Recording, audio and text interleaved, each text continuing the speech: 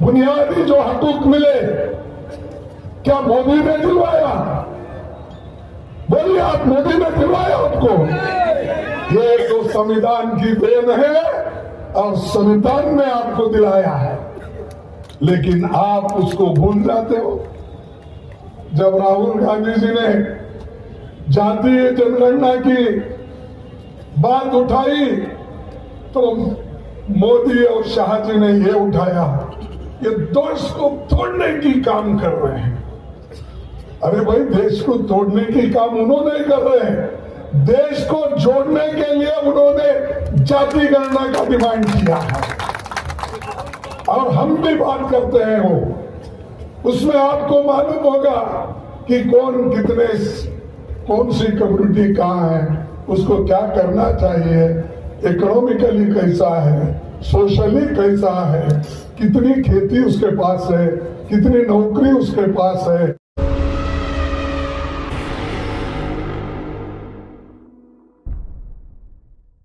कि इस देश में संविधान को बचाना चाहिए। संविधान बचा तो हम सब लोग बचेंगे। इसीलिए हमको एक रहकर इस संविधान को बचाना होगा और हर पार्टी के लोग अपने अपने हिसाब से काम कर रहे हैं। उसके साथ ही हमको लोकतंत्र को भी बचाना है और लोकतंत्र नहीं बचेगा, आपकी हिस्सेदारी नहीं बढ़ेगी। और बाबा साहब अम्बेडकर का ये देन है कि उन्होंने जो संविधान रचना करते हुए, जैसा कि पंडित जवाहरलाल नेहरू जी 1952 में 1922 में एक कांग्रेस के अधिवेशन में रेजोल्यूशन पास किया था। क्या किया था कि उन्होंने भाजी आगे से मत जाना, आजादी के बाद हम सभी लोगों को एडल्ट फ्रेंचाइज देंगे। उस वक्त ब्रिटिश के जमाने में सिर्फ चंद लोग वोटर्स थे। किसी प्रांत में 300, किसी प्रांत में 400, किसी प्रांत में 500 ऐसे वोटर्स थे। वो सब अमीर थे, जमींदार थे। वही लोग प्रांतीय सरकार भी ब्रिटिश के वक्त चलाते थे। लेकिन पंडित जवाहरलाल नेहरू जी प्रधानमंत्री बनने के बाद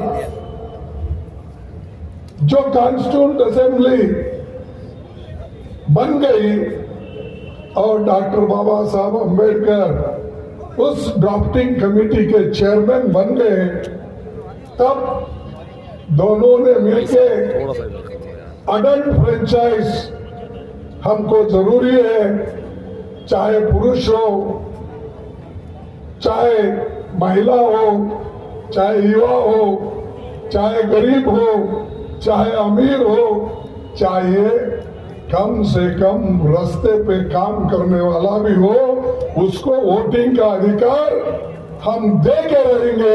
इसीलिए तो संविधान बन गया। और ये किसी की देर नहीं है, कोई आता कुछ तो बकता है। मैं देखा हूं बहुत से बीजेपी के लोग बकते रहते। क्या उन्होंने आपको अडल्ट फ्रेंचाइज दिलाया? क्या आपने को फंडामेंटल राइट्स, बुनियादी जो हकूक मिले, क्या मोदी ने दिलवाया? बोलिए, आप मोदी ने दिलवाया आपको? ये तो संविधान की देन है और संविधान ने आपको दिलाया है, लेकिन आप उसको भूल जाते हो। हर आदमी इस चीज को भूलते हैं, जो आपको फाउंडेशन में सब कुछ मिला उसको आप लोग हिफाजत करने के लिए तैयार नहीं है, इसके बारे में सोचते नहीं है। मनुस्मृति में तो यह कहा गया है कि हमारे बहनों को, माताओं को समान अधिकार नहीं होना चाहिए, पुरुषों को ही सब कुछ मिलना। अब उन्होंने ये भी कहा, मैं भूल गया हूं, माफ करना, आप लोग इसको ठीक कर ले सकते हैं। मनु ने ये कहा और उसके साथी लोगों ने भी ये कहा कि शूद्र और इस हाथ को महिलाएं ये सब तांडन के अवतार है का, यही ना?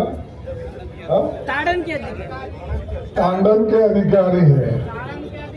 ताड़न ताड़न ताड़न, ठीक है, आपके पास वो बोलते हैं, हमारे पास ये बोलते हैं, भाषा की अलग।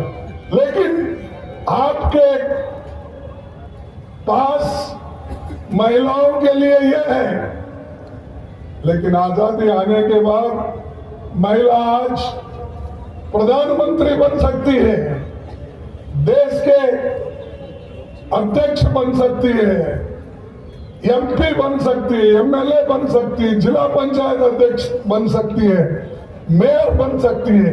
ये सब किसका देन है? संविधान का। इसीलिए संविधान बचाओ, ये आंदोलन जो है हर जगह चलना चाहिए।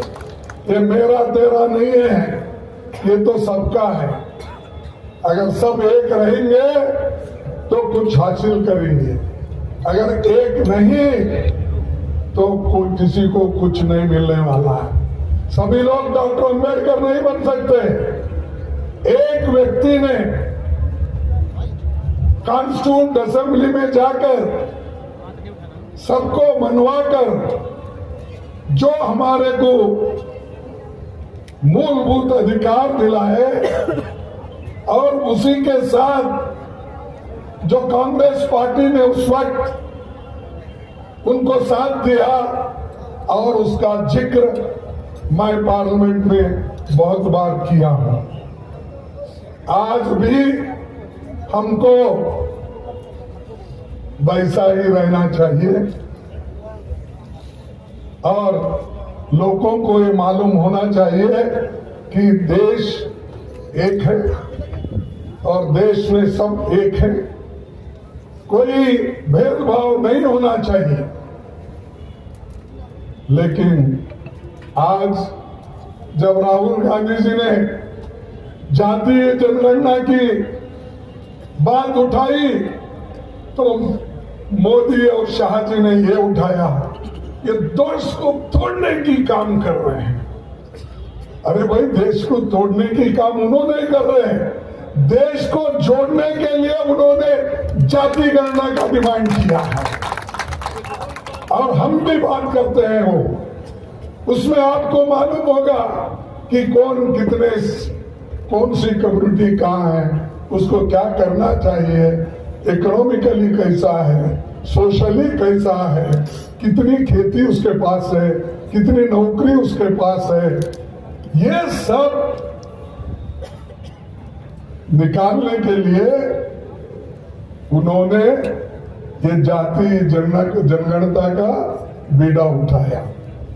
और हमारा काम है, जिन लोगों को इससे फायदा होता है वो लोग पहले उठना चाहिए।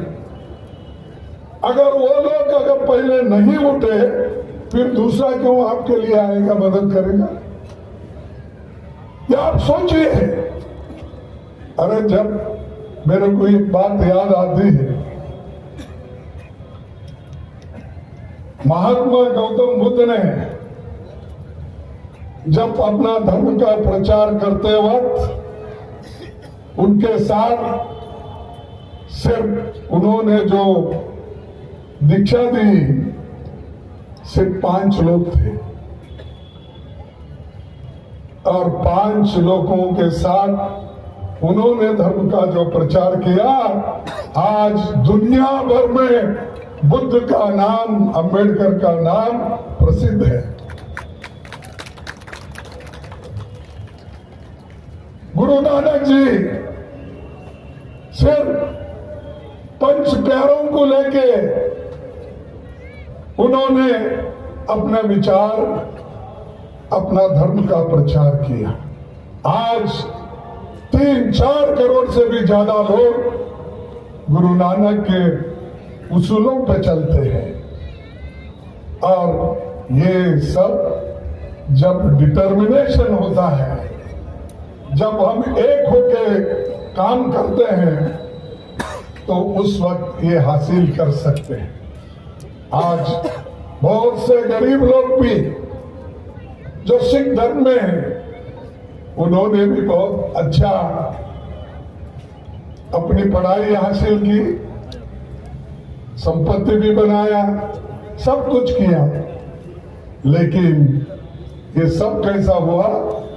कम लोग रहे तो भी कमिटेड लोग थे। इसीलिए हमको एकजुट रहना